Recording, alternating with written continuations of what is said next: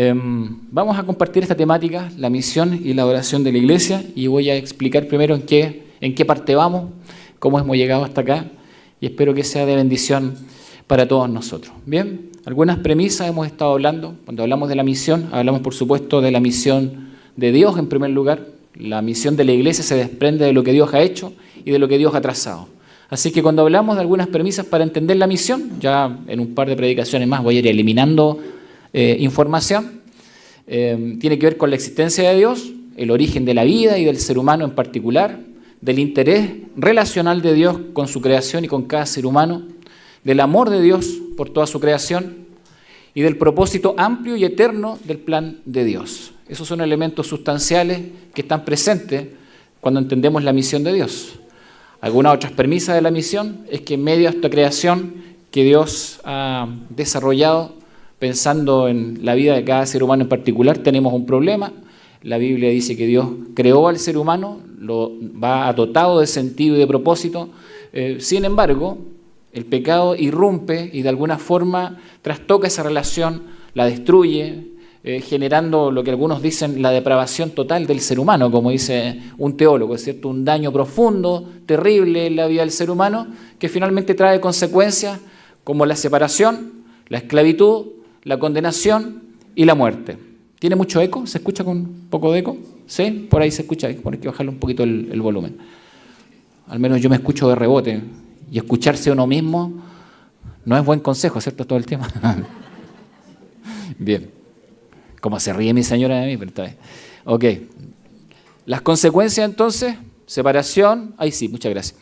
La esclavitud espiritual, la condenación y la muerte. Y por eso es que Dios traza un plan que tiene que ver con reconciliar, con justificar, que es declarar justo ante los ojos de Él, ¿cierto?, a las personas que han creído en Cristo como Señor y Salvador. Redimir, que tiene que ver con liberar, transformar la vida de una persona. Santificar, que significa separarla para Él como pertenencia.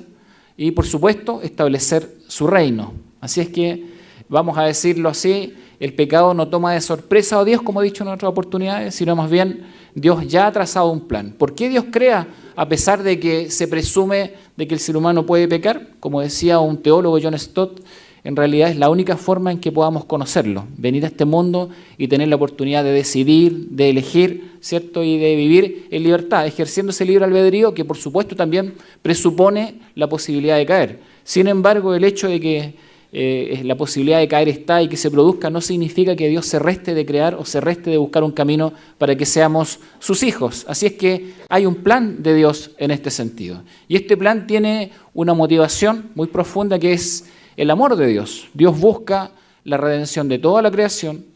Dios busca la redención de la humanidad. Dios ama a cada persona de este mundo. Toda vida es valiosa para Él. Él no quiere que nadie se pierda, sino que todos vengan al arrepentimiento. Y al mismo tiempo, algo importante, no es solamente que quiera salvarnos de la condenación, sino que lo que Dios quiere es compartir su vida y su eternidad con cada persona de este mundo. Por lo tanto, el plan de redención del Señor, la misión de Dios, no es solo salvar de algo, sino que más bien salvar para algo. La vida de cada ser humano tiene un propósito definido. Dios nos ama y ama a cada persona de este mundo. ¿Sí? ¿Estamos seguros de eso? Por supuesto que sí. Entonces tenemos nosotros, por misericordia y gracia, participación en la misión de Dios. Él nos ha dado la tarea de reconciliar a las personas con Él, a quienes han creído en Cristo como Señor y Salvador. Nos dio el mensaje de la reconciliación, dice 2 Corintios, y además nos hizo embajadores de Cristo, que tiene que ver con la idea de dar testimonio y compartir un mensaje que no nos pertenece directamente, pero que sí nos es puesto a disposición para que podamos entonces compartirlo con todos aquellos que necesitan conocer el amor de Dios.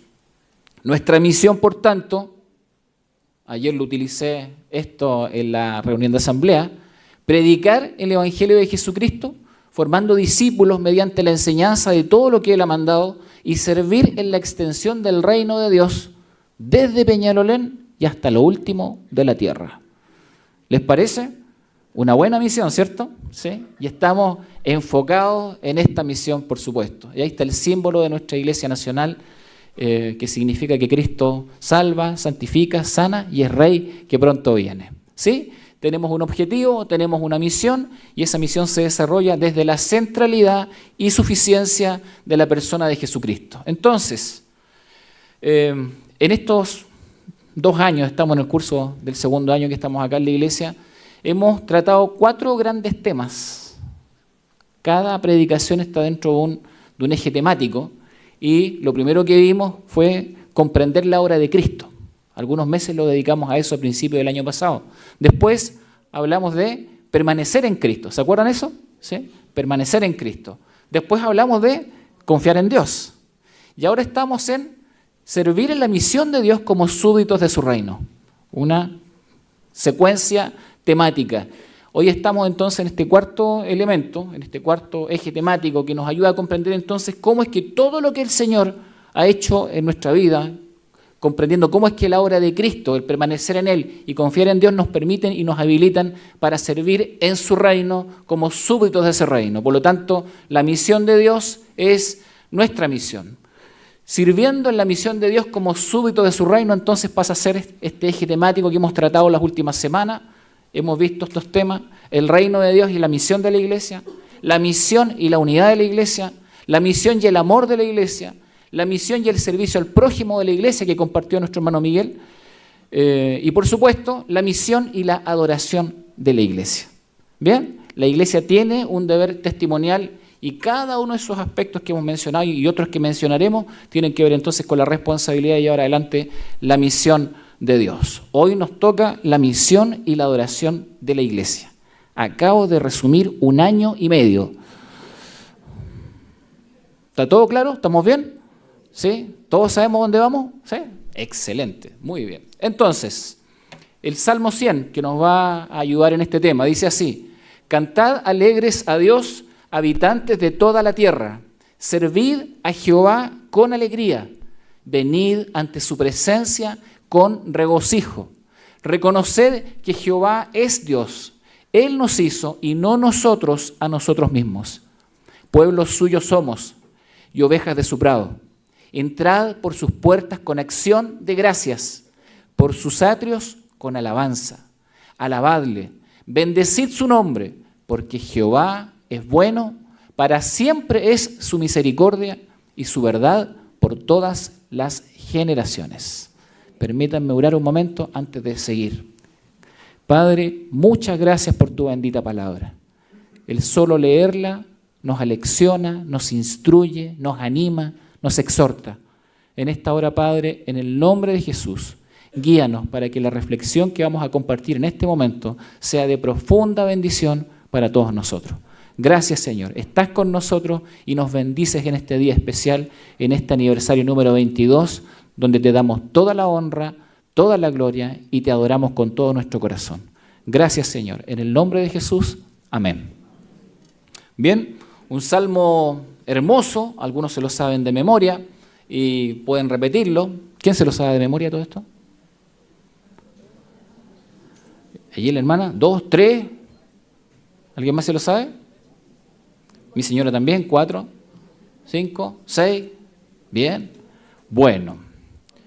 Voy a evitar preguntar esto en adelante. Es un salmo bien conocido, así es que vamos a trabajar en él para aprenderlo. Bueno, una definición de adoración. Este salmo parece que en ninguna parte, si se dan cuenta, dice adoración, ¿sí? Pero en realidad todo lo que dice habla de adoración, ¿bien? Impulsa a la oración. Y esta traducción de la Reina Valera, 1960, no dice exactamente adoración, pero la palabra servir se traduce también como adorar, ¿bien? Y de alguna manera involucra todo lo que el texto dice en todos sus aspectos. Si ustedes miran, el enfoque entonces nos va a referir a este tema. Una pequeña definición de adoración tomada del Antiguo Testamento nos dice que la palabra adorar significaba también trabajar, servir, arar, cultivar y participar en el culto. Así es que en realidad es una palabra bien dinámica, una palabra activa, una palabra que implica una acción concreta y que podía ser traducida también como un espacio de trabajo. Por eso se traduce en la Reina Valera como servir. Bien, adorar, servir. Y en el Nuevo Testamento significa algo más íntimo tal vez, que implica acercarse y postrarse con temor reverente delante de Dios. Así que por un lado tenemos una acción concreta, muy práctica, y en el Nuevo Testamento tenemos algo más profundo, más íntimo. Si tomamos los dos elementos y recurrimos a una pequeña definición, podríamos decir que la adoración es un acto de exaltación y glorificación de Dios, donde se reconoce que la majestad, la honra, la dignidad y el poder son totalmente suyos, lo que se expresa de forma personal o comunitaria, a través del servicio, la alabanza, la obediencia, la gratitud y el temor reverente.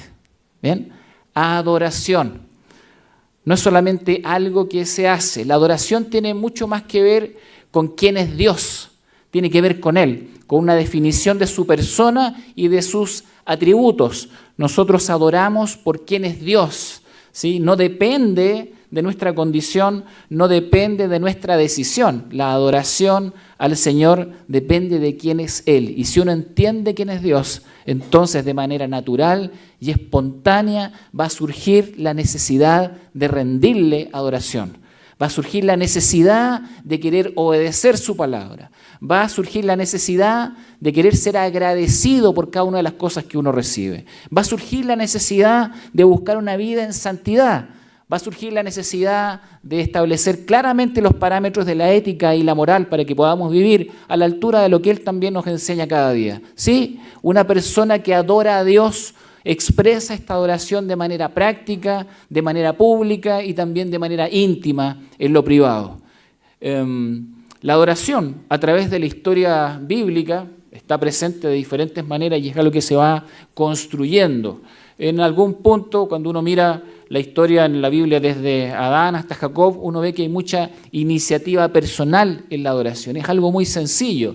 Está la adoración relacional como un elemento muy fundamental. La gente construía a veces un pequeño altar de roca, ¿cierto? Y allí, en el lugar donde estuviese, rendía un tipo de adoración. Tenemos muchos ejemplos bíblicos de personajes que realizan esto, como por ejemplo Abraham y tantos otros más, ¿no? Entonces ellos realizan una adoración a Dios que surge de la espontánea relación que tienen con Él. Pero eso va de alguna forma estructurándose en el tiempo. Cuando uno ve a Jacob, lo ve de una manera distinta. Ese encuentro que tiene con el ángel en Peniel, ¿se acuerdan de ese encuentro?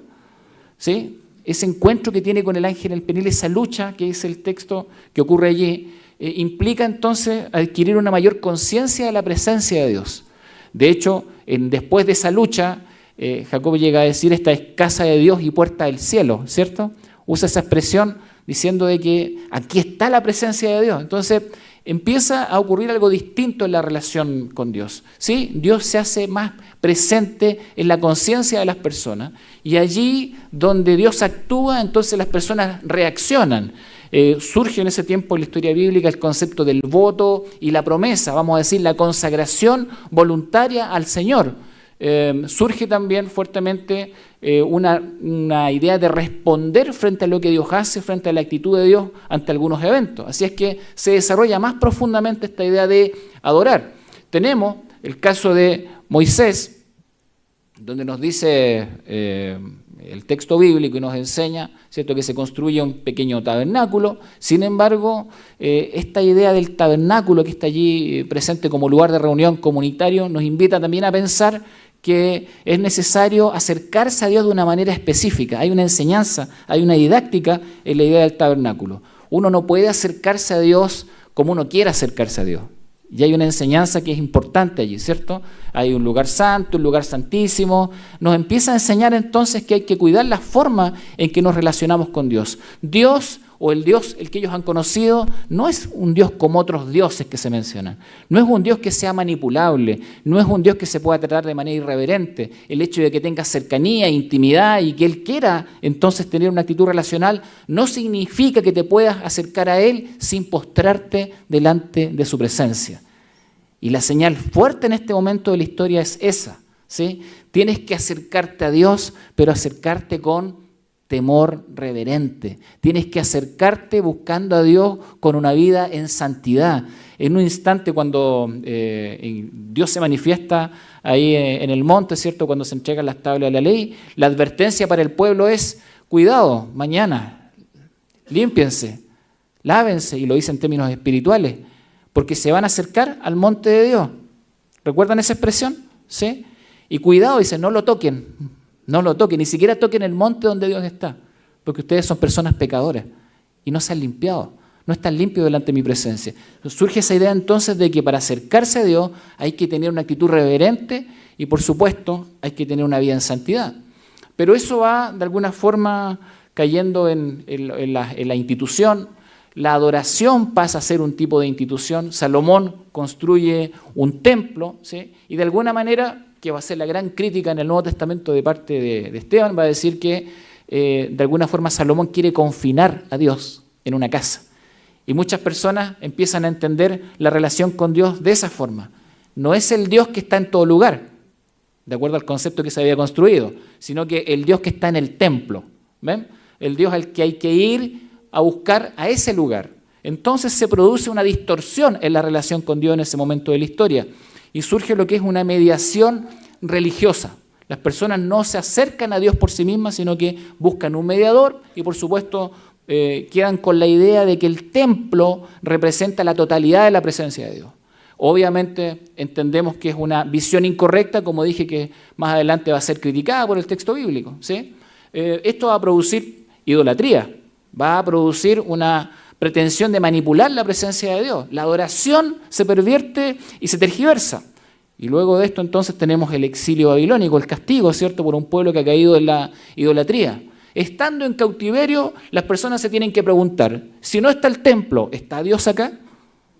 Si no está el templo, ¿la presencia de Dios está con nosotros? ¿Ven? Entonces, en ese instante, los profetas en el exilio comienzan a decirle al pueblo: la presencia de Dios abandonó el templo. Y algunos pensaban y decían: ¿y dónde se fue la presencia de Dios?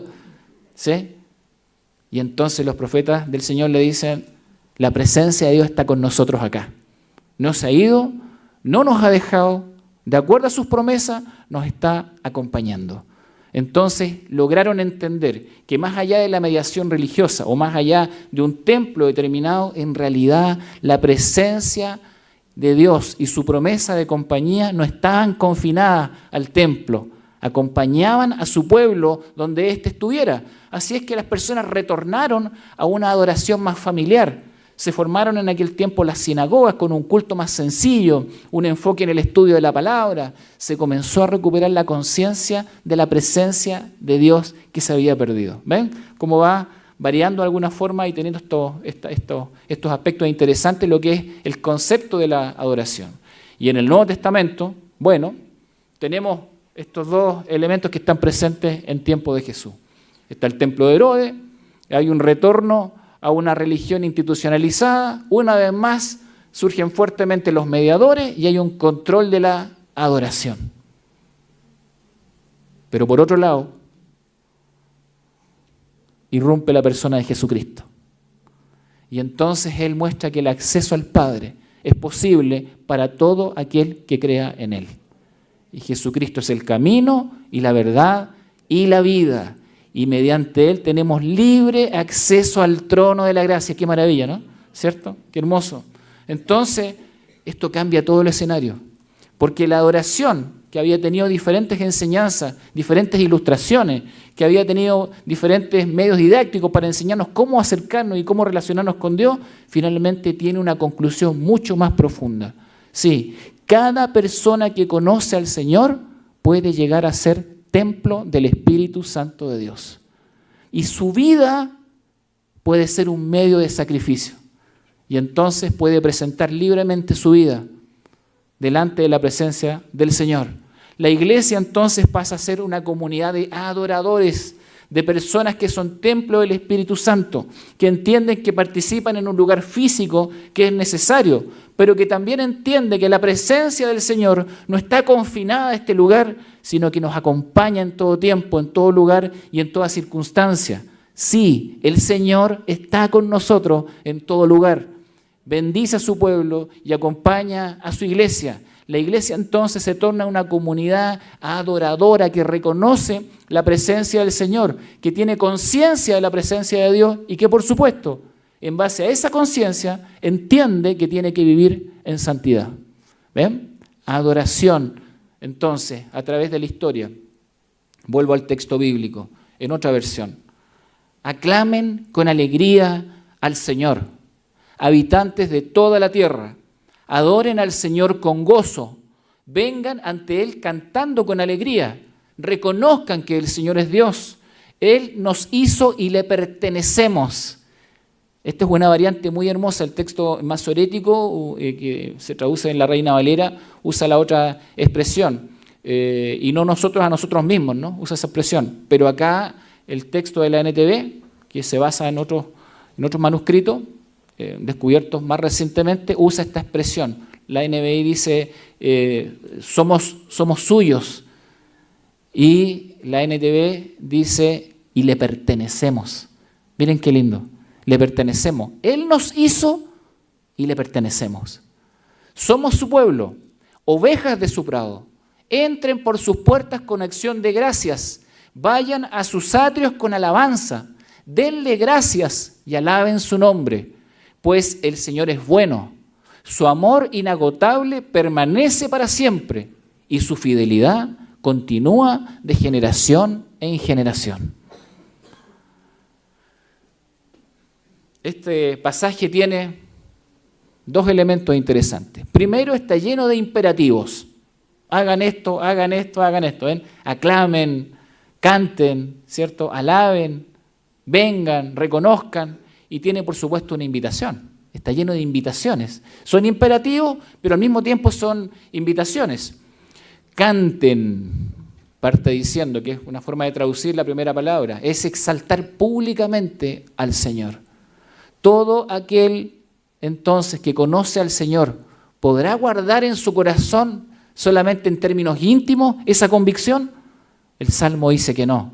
Dice que la presencia del Señor es tan profunda, llena tanto el corazón de una persona, desborda tanto la vida de una persona, que es imposible callar que conozco al Señor. No solamente eso, es imposible que yo deje de exaltarlo públicamente y que todos sepan que amo y glorifico el nombre del Señor. ¿Sí? Es un acto público. Sirvan, que también se traduce como adoren. Implica esto, adorar postrándose con reverencia. Y creo que es algo que nunca tenemos que perder de vista con el Señor. La intimidad y la relación con Dios no nos pueden llevar nunca a que despreciemos entonces esta relación donde Él es el soberano de nuestra vida y por supuesto merece todo nuestro respeto, merece todo nuestro reconocimiento y por supuesto merece que cada uno de nosotros cada día le sirva con integridad. Vengan, dice el texto, y eso implica buscar al Señor intencionalmente. Esa es una decisión. Vengan, reconozcan. Eso implica, en el concepto del hebreo, adquirir el conocimiento para buscar y servir al Señor. Implica examinar, decidir y responder. Reconozcan, examinen lo que Dios ha hecho. Comprendan entonces la mano del Señor en su vida. Entiendan lo que el Señor quiere seguir haciendo. El Señor no tiene ningún problema en que lo examinemos. Él sabe que nos vamos a encontrar con su misericordia y con su gracia. Examinen, decidan, respondan, vengan y reconozcan. Entren. Traspasen la frontera de las limitaciones humanas. Esta sección se usaba para entrar al templo, cuando la gente entraba a realizar sus cánticos al templo. Era muy conocido en términos populares, pero obviamente va mucho más allá con esta búsqueda intencional y, por supuesto, evitar esas limitaciones humanas, ¿cierto?, que a veces nos contienen en nuestra relación con el Señor. Entren, dice el Señor, agradezcan. Y la expresión está puesta hacia un coro de adoradores que exalta a Dios por sus maravillas. ¿Tenemos maravillas que agradecerle al Señor? ¿Hay cosas hermosas que el Señor ha hecho por nosotros? estoy seguro que si le pregunto a cada uno de ustedes va a poder decir muchas cosas que el Señor ha hecho. Y acá el texto está puesto en la suma de esa información. Es decir, cada uno de nosotros tiene motivo para agradecerle al Señor, pero al mismo tiempo nos pone en el plano de una comunidad de adoradores que agradecen en conjunto. ¿Cuántas cosas en conjunto tenemos para agradecerle al Señor? Agradezcan y exáltenlo entonces por sus maravillas. Alaben, dice finalmente el texto. Y esto es presentarse ante Dios y confesar. ¿Me puedo presentar delante de Dios sin confesar? Necesito confesar, derribar. Como efecto de la confesión se derriban los muros. Por supuesto que sí. Dar mi vida en sacrificio. Agradecer, cantar y glorificar. Eso significa esa expresión. Es una expresión hermosa. Alaben, preséntense ante Dios, confiesen, derriben los muros de separación, den, agradezcan, canten y glorifiquen al Señor. ¿Ven? Hermoso lo que plantea este texto. Tiene al menos dos grandes secciones. Una, la adoración personal. Aclamen, sirvan, vengan y reconozcan. Pero también lo comunitario. Entren, agradezcan y alaben representa ese elemento. Es decir, es un pasaje bíblico que nos invita no solamente a la adoración personal e íntima, sino que también nos invita a esta adoración comunitaria. He escuchado mucha gente que dice, yo en mi casa sirvo al Señor igual. He escuchado muchas veces. Canto igual, oro igual, probablemente, pero eso representa un aspecto de la adoración. A veces la gente no se da cuenta que en realidad ese es un área solamente de la adoración. Y es obvio que tiene que ser así, porque cuando llegamos a la comunidad, llegamos obviamente con esa vida íntima y esa relación que tenemos con el Señor. Eso es lo que venimos a presentar. Pero en ningún caso la adoración particular y personal está para reemplazar la adoración comunitaria. La adoración comunitaria es la expresión práctica y la suma de las adoraciones individuales y personales. Así es que una cosa no niega a la otra. Por supuesto que tenemos que, entonces, tener intimidad con el Señor y adorarlo en lo íntimo, en lo personal. Pero esa adoración personal tiene que entonces vaciarse en esta adoración comunitaria, de la que todos somos parte y necesitamos entonces ser parte. Por supuesto que cantar al Señor y alegrarse uno lo puede hacer en solitario, pero cuán hermoso es cuando están los hermanos juntos en armonía, ¿cierto? Allí envía el Señor bendición y vida eterna. Dos aspectos y tres atributos que reconocen a Dios en la adoración en este pasaje. Primero, Dios es soberano. Eso dice el pasaje. Y lo segundo es que Dios es pastor. El pasaje es muy práctico porque nos da dos grandes elementos por los cuales yo debiese adorar al Señor. ¿Es Dios soberano en mi vida? ¿Es Dios el pastor de mi vida? Se enfoca en dos aspectos y se enfoca en tres atributos. La bondad de Dios. ¿Ha sido Dios bueno con nosotros? Se enfoca en la misericordia. ¿Ha sido Dios misericordioso conmigo? ¿Me ha dado más de lo que merezco? ¿Sí? Si es que merezco algo.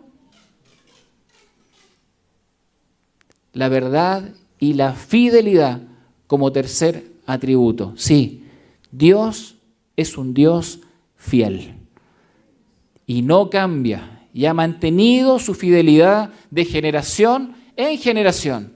Entonces, al menos tres conclusiones. Toda mi vida es un medio para adorar a Dios. Toda mi vida. Segundo, no vengo al templo a participar del culto porque quiero entrar en la presencia de Dios. Vengo al templo a participar del culto porque vivo y estoy permanentemente en la presencia de Dios. ¿Sí? La presencia de Dios no se queda aquí cuando me voy a la casa.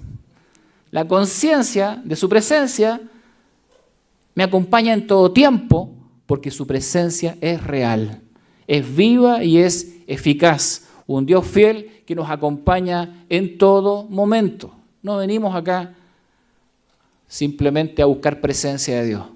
Venimos acá porque la presencia de Dios está en nuestra vida y somos templo del Espíritu Santo.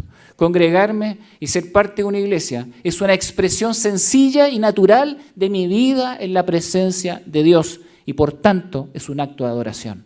¿Sí? Este espacio es un acto de adoración. Congregarme es un espacio de adoración. Dietrich Bonhoeffer, ¿lo conocen a él? Algunos, ha escrito muchos textos, El precio de la gracia, Vida en comunidad. Una persona que falleció hacia el final de la Segunda Guerra Mundial, él es pastor, pero estaba en la resistencia contra los nazis. Escribió una cantidad hermosa y enorme de libros, y en su libro Vida en comunidad, él dice lo siguiente: qué dulce y agradable es para los hermanos vivir juntos en armonía. Y también recuerda en Zacarías: los dispersaré entre los pueblos, pero aún lejos se acordarán de mí. Es voluntad de Dios que la cristiandad sea un pueblo disperso. El pueblo de Dios deberá vivir lejos entre quienes rechazan a Dios, pero será la semilla del reino esparcida en el mundo entero. Los reuniré porque los he rescatado y volverán, sigue diciendo él, usando también a Zacarías. ¿Cuándo sucederá esto? Lo dice una persona que está en un estado de guerra cuando lo escribió. Ha sucedido ya en Jesucristo y se hará visible al final de los tiempos. Hasta entonces, el pueblo de Dios permanecerá disperso. Solamente Jesucristo impedirá su disgregación. Lejos, en medio de quienes no aman a Dios, les mantendrá unidos el recuerdo de su Señor. El hecho de que en el tiempo comprendido entre la muerte de Jesucristo y el último día, los cristianos puedan vivir con otros cristianos en una comunidad visible, no es sino una anticipación misericordiosa del reino que ha de venir. Es Dios, en su gracia, quien permite la existencia en el mundo de semejante comunidad, reunida alrededor de la palabra y la adoración. ¿Sí? Por supuesto que sí. La iglesia es esa comunidad que ha sostenido el Señor en el paso del tiempo y que por supuesto se transforma en esta comunidad de adoradores, un pueblo que entiende entonces su rol en medio de este mundo. Jesucristo enseñó respecto de la adoración lo siguiente: mas la hora viene, y ahora es, cuando los verdaderos adoradores adorarán al Padre en espíritu y en verdad, porque también el Padre tales adoradores busca que le adoren. Dios es espíritu, y los que le adoran en espíritu y en verdad es necesario que adoren. Adoradores en espíritu y en verdad. La interpretación y la aplicación de la iglesia frente a la enseñanza de Jesús. Todos los que habían creído estaban juntos y tenían en común todas las cosas. Y perseveraban en la doctrina de los apóstoles, en la comunión unos con otros, en el partimiento del pan y en las oraciones. Y perseverando unánimes cada día en el templo y partiendo el pan en las casas, comían juntos con alegría y sencillez de corazón, alabando a Dios y teniendo favor con todo el pueblo.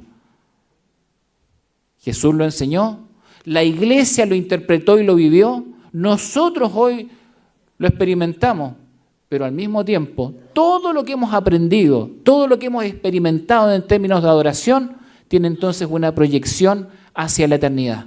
La adoración personal y comunitaria que hoy podemos disfrutar, como dice Bonhoeffer, y aun cuando a veces no la valoramos tanto, pero ella está presente, es simplemente un anticipo de la eternidad. Cada vez que nos reunimos, cada vez que disfrutamos esto tan maravilloso que es la congregación de los justos, como dice la palabra, cada vez que nos reunimos para orar, estamos anticipando la eternidad. Estamos probando un poco de lo que el Señor tiene para nosotros en la eternidad.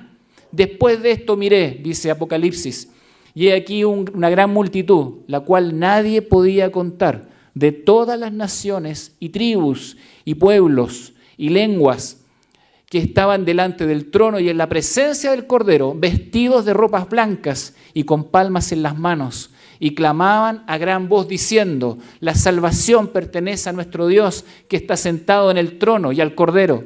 Y todos los ángeles estaban en pie alrededor del trono y de los ancianos y de los 4 seres vivientes, y se postraron sobre sus rostros delante del trono y adoraron a Dios, diciendo amén. La bendición y la gloria y la sabiduría y la acción de gracias y la honra y el poder y la fortaleza sean a nuestro Dios por los siglos de los siglos. Amén. Amén. La adoración, ¿cierto?, que nosotros hoy podamos realizar es simplemente un anticipo de esa adoración profunda, total, que nunca más nos será quitada porque será realizada delante de la presencia del Señor. Así es que el Salmo nos vuelve a decir: aclamen con alegría al Señor, habitantes de toda la tierra, adoren al Señor con gozo, vengan ante Él cantando con alegría, reconozcan que el Señor es Dios. Él nos hizo y le pertenecemos, somos su pueblo, ovejas de su prado. Entren por sus puertas con acción de gracia, vayan a sus atrios con alabanza, denle gracia, alaben su nombre, pues el Señor es bueno, su amor inagotable permanece para siempre y su fidelidad continúa de generación en generación. Una verdadera adoración. Mire la relación. Aclamen con alegría, sirvan con gozo, vengan cantando con alegría, reconozcan que Él es Dios y le pertenecemos. Entren con acciones de gracia y dejando atrás el pasado, tiene que ver con los límites. Agradezcan juntos y con entendimiento, alaben con postración y reverencia.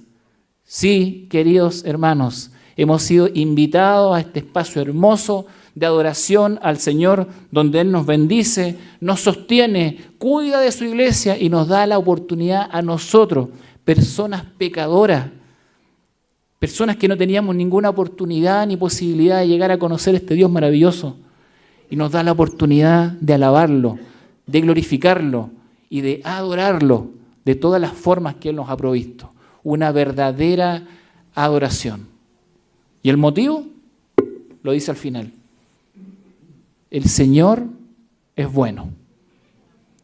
Su amor inagotable permanece para siempre. Y su fidelidad continúa de generación en generación. Amén. Gracias al Señor por su maravillosa bendición. Vamos a orar y vamos a agradecer al Señor.